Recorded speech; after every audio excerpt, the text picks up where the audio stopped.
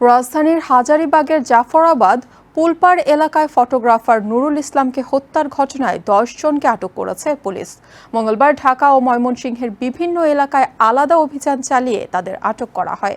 আটককৃতদের দেয়া তথ্য অনুযায়ী ছিনতাই হওয়া দুটি ডিএসএলআর ক্যামেরা এবং হত্যাকাণ্ডে ব্যবহৃত চাপাতি, রামদা ও একটি বড় ছুরি উদ্ধার করা হয়।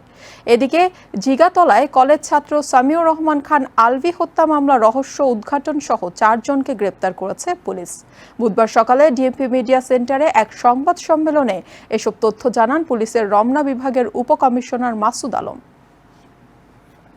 এই ঘটনাগুলোর সাথে জড়িত তারাও কিন্তু ইয়াং বয়সের, এবং এটা বলা যায় যে নিজেদের যে একটা গ্রুপ তৈরি করা বা গ্রুপ তৈরি করার টেন্ডেন্সি এখান থেকে, এবং এই যে আর একটা তো টিকটকের একটা বিষয় আছে, টিকটক বা সোশ্যাল মিডিয়াতে যে আধিপত্য বিস্তার করার জন্য যে চিন্তা ভাবনা, তো এইখান থেকে দুইটা অকাল প্রাণ কিন্তু ঝরে গেছে।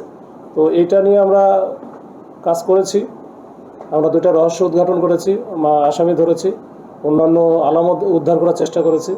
এখন জিগাতলার যেটা আছে এটা আমরা মোটামুটি একটা আরও কিছু আসামি বাকি আছে, আমরা ইনশাল্লাহ সবাইকে ধরে ফেলবো, ধরে আমরা তাদেরকে বিচারের মুখোমুখি করবো ইনশাল্লাহ। নিউ ইয়র্ক থেকে সম্প্রচারিত TVN 24 টেলিভিশন বিশ্বজুড়ে বাঙালির কণ্ঠস্বর।